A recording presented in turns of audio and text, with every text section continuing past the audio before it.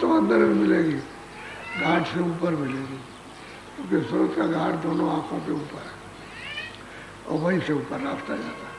तो ऊपर का रास्ता तो छूट गया। क्यों छूट गया? कि आप जो कर्म किए उसका ऊपर बोझा लद गया तो सूरत बंद हो गई, कर्मों के पर्दों में बंद हो गई, बस इससे रास्ता छूट गया, भूल गए। अब कितने युगों कल्प हो गए, आपको रास्ता भूले भूले। अब कोई पता जानकार मिले तब तो बताया, तो जानकार कोई मिलता। बोलो। खोले गए अगम के बार, लील शिखर के पार होए। कहते हैं कि अगम के बार दरवाजे खोल गए, और कहते हैं नील शिखर। नील के लिए एक पर्वत है, उस पर ये नील शिखर कहते हैं कि वो रास्ते में मिलेगा। कहते हैं नील शिखर के पार दरवाजा खुल गया, ऊपर जाने का दरवाजा खुल गया, सब खुल गया। जब सब खुल गए तो फिर जाने आने में क्या, कुछ देर नहीं, ऐसे जाओ ऐसे आओ, ऐसे जाओ। जब दरवाजे खुल जाए, रास्ते में कोई बंदिश न हो तो जाने आओ। कबीरदास कहते छिन जाए, छिन जाए, यानी छोटा से छोटा जो समय उसमें जाए राय मालिक के पास, जब दरवाजे खुल जाते हैं। बोलो। गिरा गगन के पार, पाए शैलयस विधि। कहते हैं गिरा, यानी जो वाणी ब्रह्म ईश्वर की हो रही है, सहजल कमल से उसके पार, उसके पार जाना, उसके अंदर नहीं रहना। सहजल कमल में ईश्वर विराजमान बैठे हुए हैं, इन्हीं की सब शक्तियाँ मुसलमानों में, जैनियों में, हिंदुओं में, इन्हीं के अवतार आते रहे। यही अपने मंडल नीचे हिस्से से भेजते रहे कि जाओ, हमारा राज्य तो गड़बड़ हो गया है, तो जाओ उसको ठीक करो जाकर। तो यहाँ ठीक करने के लिए आते हैं। तो क्या ठीक करते हैं कि जब जब हुए धर्म की हानि, बस बाणे असुर मार दो, तब तब वो प्रभु धर्म मनुष्य वो फिर यानी सज्जनों की तो पीर हटते और दोस्तों को सजा देते, दोस्तों को सजा देते। और क्या किया कृष्ण राम ने कि उन दोस्तों का तो हतन कर दिया, उनका तो वहाँ 56 करोड़ का उन्होंने कहते हैं कि सर्वनाश कर दिया, और महाभारत करा के सब खत्म कर। सृष्टि में छटनी हो गई तो कोई नहीं। लेकिन उस समय पर जब वो आए तो संत नहीं थे, अब इस समय पर संत मौजूद है, इसलिए उनके सामने किसी की दानी करने लगी, किसी अवतारी शक्ति को डाल नहीं लगी, क्योंकि संत यहाँ मौजूद। ऊपर जाने वाले ये तो नीचे से आते, सहजल कमल के नीचे बहुत ऊपर जाते, तो इनके अंदर तो सर्वशक्ति, तो वहाँ दाल आम किसी की निकलती है, किसी की वो पर काम जो उस समय काम हो गया अब नहीं हो सकता, क्योंकि तुरंत दखलंदाजी, तुरंत। तो कहते हैं भाई मौका दे दो जीव को समझाने का, समझ जाएंगे तो जीव फिर मनुष्य शरीर इनको मिलेगा नहीं, तो मौका दे दो इनको समझाने का, तो फिर सही है। तो भाई समझा लेंगे, समझ जाएंगे, सीधे रास्ते पे आए। जब समझे नहीं सीधे तब देखना उसके बाद। तो संतों की वजह से ये नहीं तो अभी तक पता नहीं क्या हो जाए। अब ये रात तो किसी को मालूम नहीं, कोई जानता नहीं। बोलो।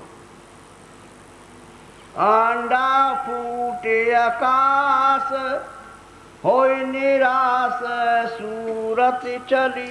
कहते हैं कि भाई अंडे के अंदर बंद है, अंडे के अंदर में खोल में बंद है, कहते हैं फूट गया। और यहाँ उसका जो लगाव था, जो यहाँ फंसी हुई थी सूरत और मन, ये सब कहते हैं कि सब यहाँ से छोड़ करके निर्भय होकर के चलती है। तो एक तो ये अंडा जिसमें तुम बंद हो, मनुष्य शरीर, एक अंडा लिंग शरीर का, एक अंडा है सूक्ष्म शरीर। तो कहते फूट गया, फोड़ दिया। और सूरत मतलब यह है कि इसके लगाव से अलग हुई, चल पड़ी। और बगैर अंडा फूटे हुए ये जा नहीं सकती, उड़ेगी नहीं। तो कहते हैं कि वो उड़ चली। जब अंडा फूटा तो जैसे अंडा फूट गया तो बच्चा उसमें से उड़ने लगा, उड़ा। उसकी एक मिसाल दी है कि अंडा फूटेगा तो बच्चा उड़ेगा। ऐसे ही जब अंडा फूटता है यहाँ का, जब शरीर से निकलती है थोड़ा इस शरीर से, तो उसको खोल को छोड़ देते। और उधर जाइए तो उधर में वो अंडा इसमें बंद है, उसमें भी बंद है। वो लिंग शरीर है, फिर सूक्ष्म शरीर में बंद, वो भी टूट जाएगा। तो कहते हैं सबसे लगाओ, इसका छूट जाएगा। उड़ी ऊपर को, यानी गगनों में, आकाशों में, ब्रह्मांडों में उड़ी। बोलो, अब किसको पकड़ के उड़ती? वो तो डोरियां हैं शब्दों की। तो सूरत ऐसे जाती है कि चिड़िया या जहाज क्या चीज, कुछ नहीं, इसकी उड़ान कुछ नहीं। एक पलक के मारते हैं, हाँ, कितने करोड़ों मीलों का सफर करती है, पलक ऐसे करती है। ऐसी उड़ान है, कहते उड़ी बिल्कुल। और यहाँ का लगाव छूट गया। बोलो, गगन गली निज पाई आसन तुलसी की। हम गोस्वामी महाराज कहते हैं गुरु की ऐसी कृपा और दया हुई कि उन्होंने भेद बताया। और ये गगन में जो रास्ता ऊपर जाने का था, वो गली, उसी को गली कहते हैं, उसी को रास्ता कहते हैं, उसी को मार्ग कहते हैं। कहते हैं कि तुलसी ने पाया, किससे? गुरु से पाया। ये तो नहीं कहते कि ऐसे में पहुंच गया, गुरु ने बताया पाया। और गगन में रास्ता, उस रचना में होकर के रास्ता है जहाँ दिव्य रचना है। यहाँ क्या रचना है? तो कुछ भी नहीं। यहाँ तो सब दुर्गंध ही दुर्गंध है, सब जिधर जाइए दुर्गंध, जिधर जाइए दुर्गंध, उधर ये दुर्गंध नहीं, ये सब कुछ। कहते हैं गगन में रास्ता गुरु की कृपा से गैल मिली और हम उसमें चले, गुरु ने चलाया। बोलो,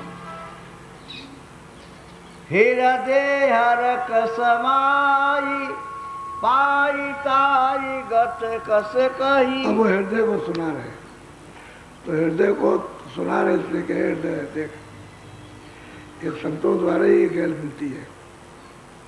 ये रास्ता संतों की कृपा से, क्योंकि इसको तो उन्होंने राजापुर में प्राप्त करा दिया। एक तो एक छोटा आदमी था, नौकरी करता, नाम हृदय था, जात का ही था, अहिर था अहिर। तो ये वहाँ मतलब ये जब घर में रहते थे तो जब कुछ बोले तो इनकी बाणी को सुन करके लोगों को कटुअल हो, आकर्षण हो, तो स्त्री पुरुष के पास आने लगे।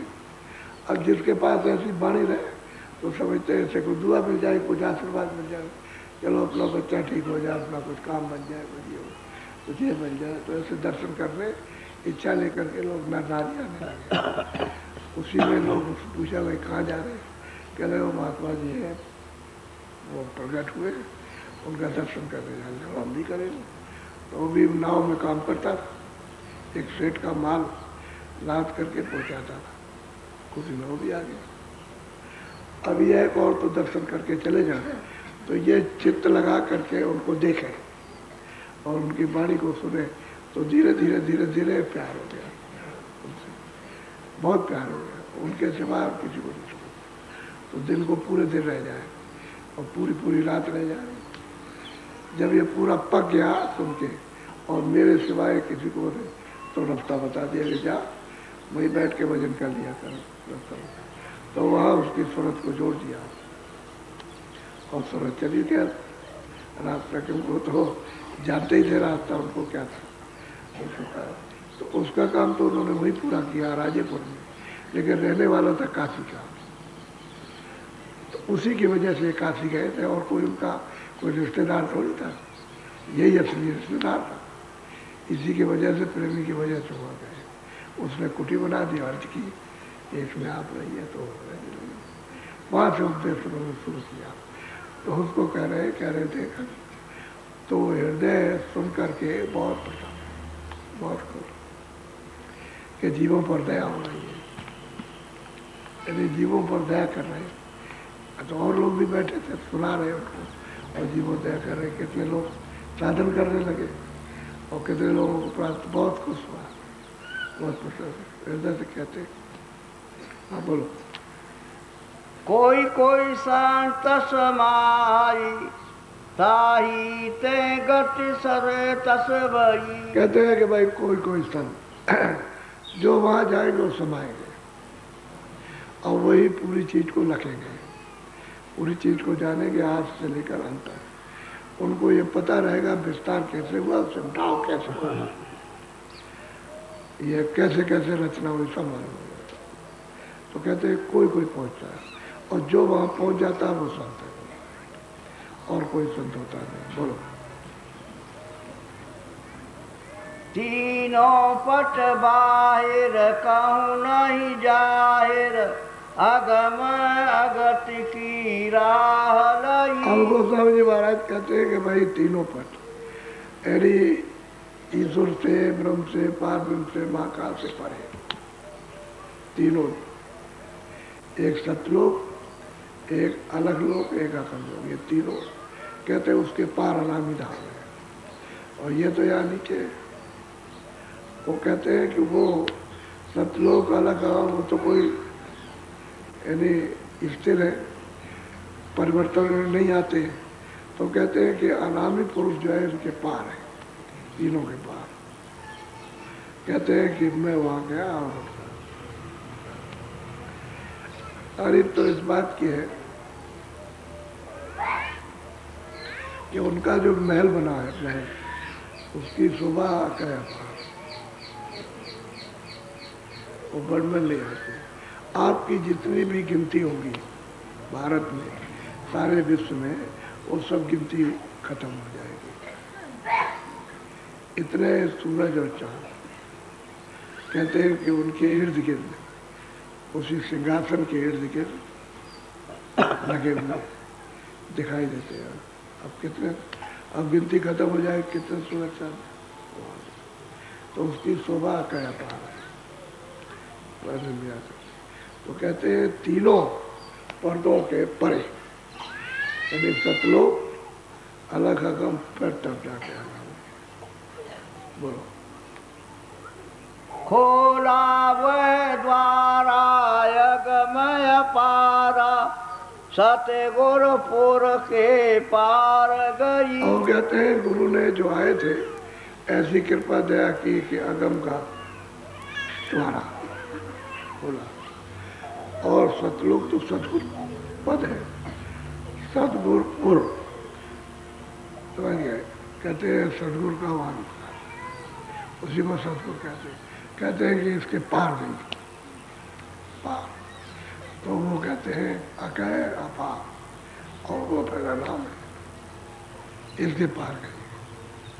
अब वहां से यहाँ तक आने में ये सब मिलेंगे, ब्रह्मा भी, विष्णु भी, शिव भी, आद्या मान शक्ति, ईश्वर भी, माया भी, फिर ब्रह्म भी, फिर प्रकृति भी, फिर पार ब्रह्म भी, फिर महाकाल पुरुष, और जो 12 और हैं जिनको संतों ने खोला नहीं वो भी मिलेंगे, उनके देश भी मिलेंगे। फिर अब ये सब आज से अंत तक पसारा। तब गोस्वामी जी महाराज ने कहते हैं किसकी कृपा से, कहले गुरु की कृपा, गुरु की कृपा। वैसे कौन देगा और कौन वहाँ पहुँचाएगा। अब वो कहते हैं कि भाई मैंने तो सतगुरु पद के पार, सतलोक सतगुरु पद है, गुरुपद है त्रिकुटी में उसके ऊपर, और पिया पद है 10वें द्वार में, और सतगुरु पद है सतलोक में। कहते हैं उसके पार, यानी अलग अगम, अकय अगम, अकय कहते हैं अलग को, और अगम कहते हैं अगम पुरुष को, और कहते हैं अनाम, अनाम पुरुष कहते हैं उसको पाया, मैंने पाया। तभी वो कहते हैं कि मैं तुमसे जाके छा गई, यानी सिरा गई, जो जगह की बूंद थी वही हो गई, उसी सागर की बूंद सागर हो गई। बोलो। सतलोक दुहेला कीरी सैला अगमय केला लार लई। कहते हैं सतलोक बहुत ही वेला सुंदर, अद्भुत, मतलब आनंद उसका, और स्वतंत्रता है वहाँ। किसी तरह का भी ऊपर जाने के लिए, लोक में घूमने के लिए, लोग सबको देखने के लिए कोई बंधन नहीं। और ये सब लोग वहीं से उन्होंने बनाए, उन्हीं का विस्तार है सब लोगों का। तो ये लोग क्या करेंगे, तो लोगों में बूंद है, अब वो सागर है, कहते हैं कि ऐसा सुहेला है, आनंदित है ऐसा, और शब्द का सागर है ये। कहते हैं कि भाई उसकी कृपा और दया से ऊपर, कहते हैं अगम और अगम के पार, वो पार है, सबका प्रीतम पार।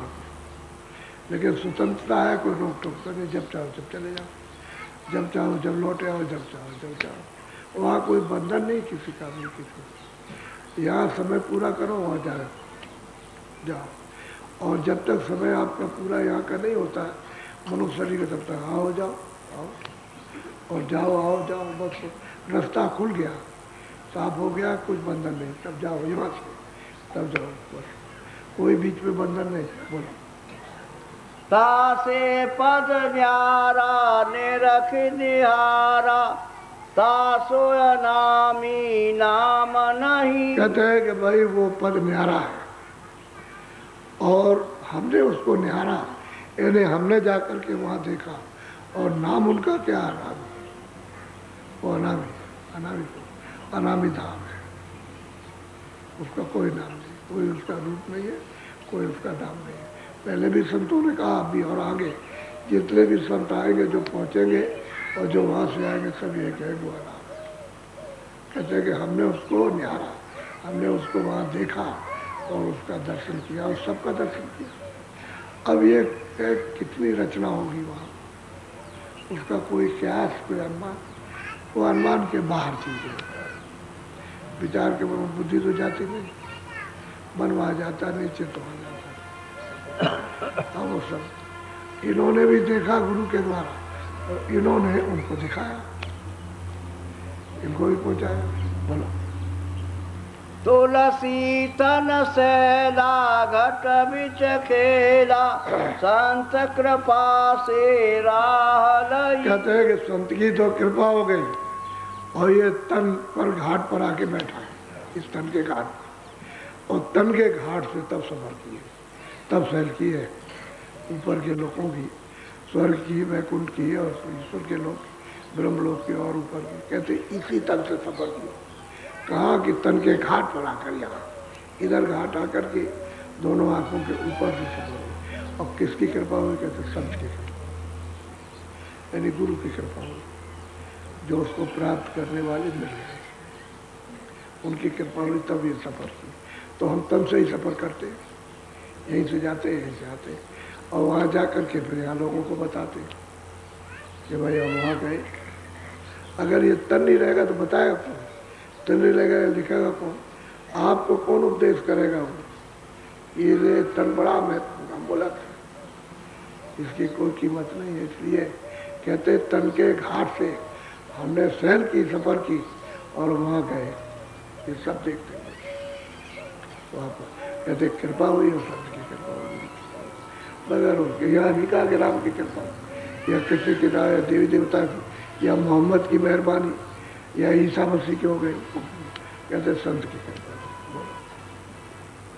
अंडन अंडन पिंडा नैनो खंडा, रविचंदा तार नहीं। कहते हैं कि नांड है, न ये पिंड है, न ये ब्रह्मांड है, कहते हैं न कोई खंड है और न वहाँ कोई लोक है, तो ये ऐसा कोई लोक नहीं। कहते हैं हमने उसको जा कर के पाया, उसको देखा जाए, वो इन सबसे परे है, सब।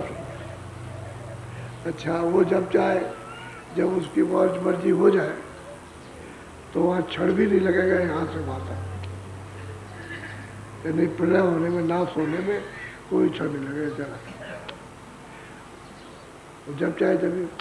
लेकिन यह है कि उसका एक नियम है, सागर का एक नियम होता है, वो उसी नियम से कहते हैं। हम वहाँ गए, हमने देखा वहाँ ये कोई खंड, कोई स्वर्ग, कोई वैकुंठ और कोई ब्रह्मांड किसी भी लोक में, और न ये पिंड है, न संसार है, न जल है, न पृथ्वी, न आग, वहाँ कुछ नहीं, एक कोई चीज वहाँ है नहीं। कहते हैं हमने वहाँ कुछ नहीं देखा, जो यहाँ देखते वहाँ कुछ नहीं, जो स्वर्ग में देखते वहाँ कुछ नहीं, जो ऊपर ईश्वर के लोक में, ब्रह्म के लोक में, पार में देख के वो कुछ नहीं, ये सब यहाँ कुछ नहीं। हमने जा करके वहाँ देखा वो अनामी धाम में।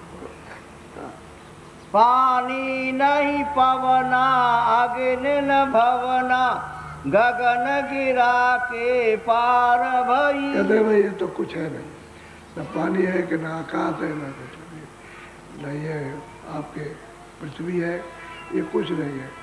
वो तो कहते हैं कि गिरा वेदवाणी उसके ऊपर जा करके और निकल गए उसके पार, तब पाया। बोलो। तुलसी मत पाई संत लखाई। कहते हैं कि भाई मत मुझे मिला, किससे मिला? संतों ने लगाया। तुलसीदास जी कहते हैं कि मुझे जो रास्ता मिला, मत मिला, मत कहते हैं मालिक से मिलने का रास्ता, कहते हैं मत तो संतों से पाया। उन्होंने उस मत रास्ते पर चलाकर उस संतों ने दिखाया। हम कुछ नहीं देख सकते, ना हम जानते, ना हमको मालूम था, हम तो अबूझ थे, अज्ञान थे, कुछ नहीं जानते थे, तो अपने को कहते ही है। लेकिन संतों ने रास्ता दिखाया और संतों ने लगाया, दिखाया। बोलो। पास समाई गाय कही। कहते हैं अब तो हम उसके पास ही रहते 24 घंटे, एक क्षण भी उसको नहीं छोड़ते। वही अनामी धाम में एक क्षण भी नहीं छोड़ते। या यहाँ से रहते ही, हाँ, लेकिन रास्ते पे कहते एक क्षण भी नहीं छोड़ते, वही रहते। बैठक उनकी वही हो गई। अब जो ऐसे महापुरुष आएंगे, आते हैं, आते रहेंगे, अभी ऐसे जो मिल जाएंगे तो जीवों के साथ काम करेंगे। और इन्हीं सुरतों को तो, यही तो वहाँ से आई, तो इन्हीं को तो जगा के ले जाना। कि तुम्हारा देश, तुम्हारा घर, वो तुम्हारा आनंद, तुम्हारी शक्ति, तुम्हारा ज्ञान, तुम निर्भय तो वहाँ रहोगे, यहाँ तो निर्भय नहीं। यहाँ कोई भी किसी लोग पे निर्भय नहीं। जब यीशु डर रहा, ब्रह्म थर थर थर थर कांपते, पार्वन डर रहे, महाकाल पुरुष डर, उससे सत्पुरुष से सब डरे, और सब 24 घंटे उसका ध्यान कर रहे, अखंड अखंड ध्यान करते। लेकिन इतना डरते हैं कि जितना आपको डर नहीं, इतना उनको डर कि मेरा सब राज चला जाएगा, राज चला जाएगा। नाराज हो गए तो खुश करने के लिए ध्यान करते रहते हैं, अखंड ध्यान। वो तो उधर पता चलता है कि क्या कर रहे हैं, ध्यान कर रहे हैं, क्या वो मालूम होता है। तो कहते हैं कि भाई अब तो हम वहीं बैठे हैं, हमारी बैठके ही वहीं रहते हैं, इस शरीर में है, लेकिन रास्ता तो साफ हो गया, आने जाने का क्या दे, चेनाओ चिन जाओ, चेनाओ चिन जाओ, ये हो गया।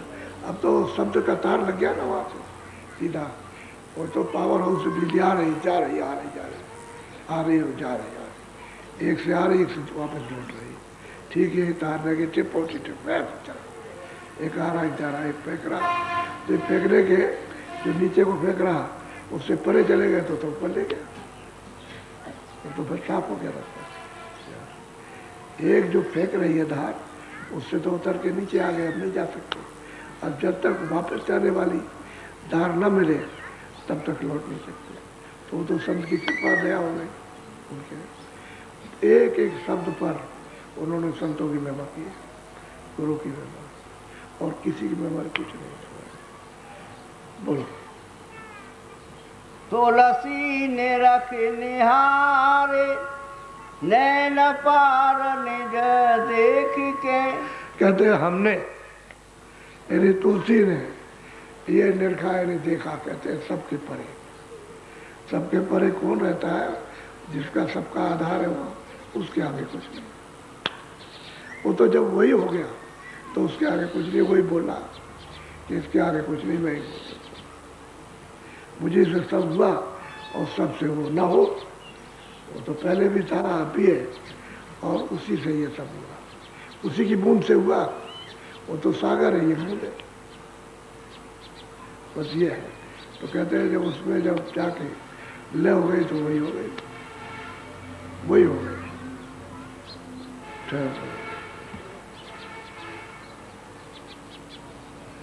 असली चीज है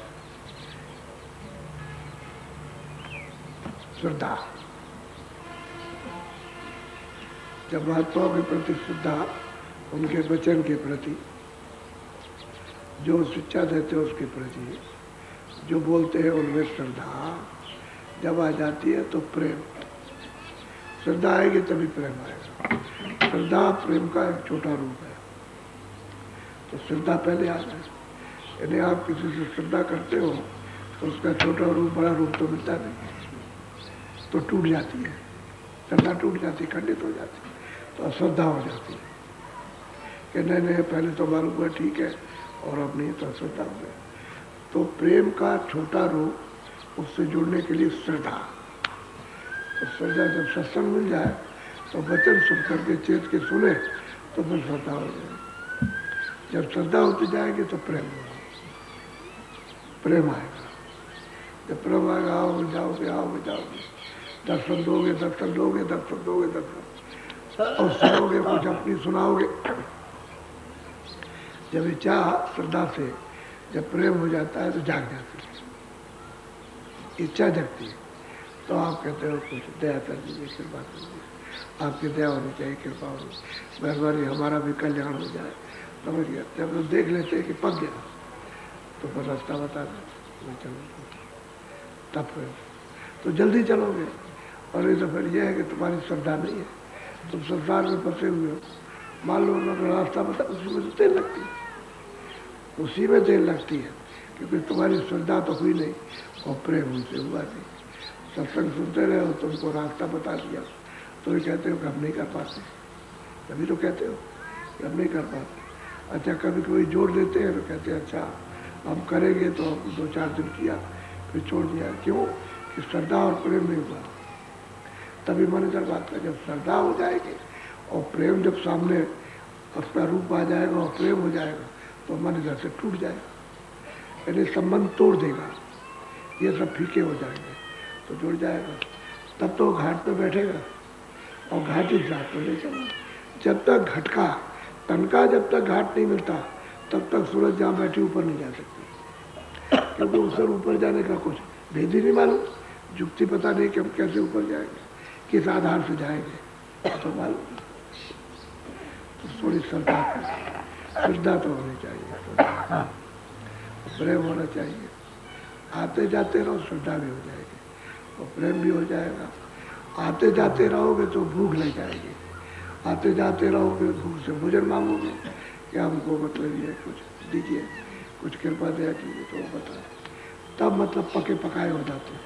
इसमें देर नहीं लगती है, फिर ले जाने में, ले चलने में देर नहीं, क्योंकि तत्पर तैयार है। और ये उसका लगाव इधर से हटा तो पकेगा, जल्दी निकल जाए।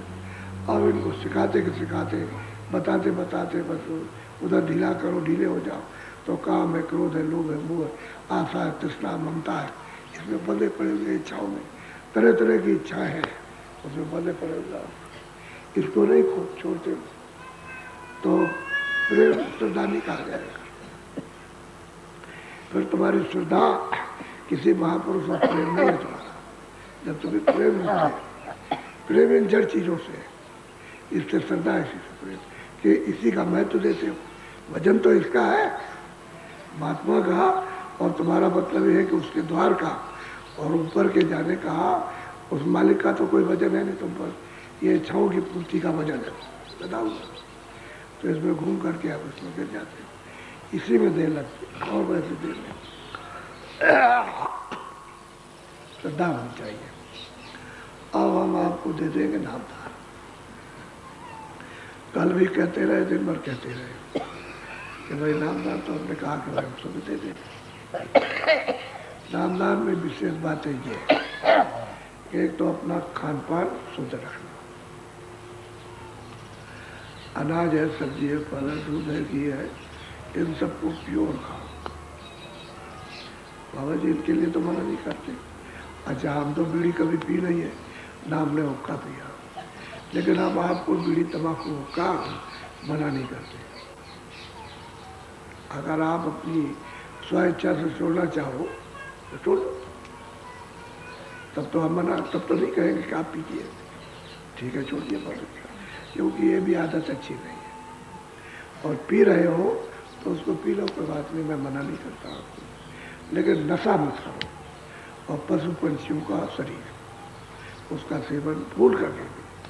इसलिए तो मना करते हैं कि होटल में क्यों खाते हो, रोटी बना के ले जाओ, झोले में रखे रहो, एक दिन 2 दिन की वजह सूखी खा लेना, क्या बात है। और नहीं तो आटा सब जगह मिल जाएगा, फट से लो और कंडा इकट्ठे करो, नहीं लकड़ी बस बनाओ मोटी सी और बस बना लो। और बाटी बना लो, अगर साल भर खराब हो जाए तो मुझसे कहना। बाटी पहले लोग बाटी बनाते थे, तो जब राजा थे तो बाटी बनती थी बहुत, तो बांट दिया, सिपाहियों को दे दिया, तो सिपाही अपना रख लेते थे, टांग लेते थे और उसी को खाते थे, लड़ाई करते थे, लड़ाई करते रहते थे। बाटी साल भर खराब नहीं होगी, रोटी तो खराब हो जाएगी लेकिन वो कई दिन के बाद तो बाटी नहीं खराब हो, बाटी खराब हो तो रोटी ले जाइए आप, क्या नुकसान, उसमें कोई छुआछूत नहीं, चाहे राम ब्राह्मण हो, चाहे मुसलमान हो, चाहे तो कोई भी हो, उससे क्या, रोटी बनाई रख लीजिए उसको, वो खा लीजिए, क्या जरूरत है होटल, क्योंकि उसमें पशु पंछी, उनका शरीर, उसमें रस रहता है, उसका अंश रहता है, और उसी में खाते हो आप, तो आपका मन तो तुरंत खराब हो जाएगा, तुरंत मन चंचल हो जाएगा और तरह तरह के विकार उत्पन्न हो जाएंगे और मन भागेगा विषयों में, तो मतलब उसका तो असर, अगर आप भजन तो कर नहीं सकते। इसलिए मना किया जाता है कि भजन खराब ना हो जाए।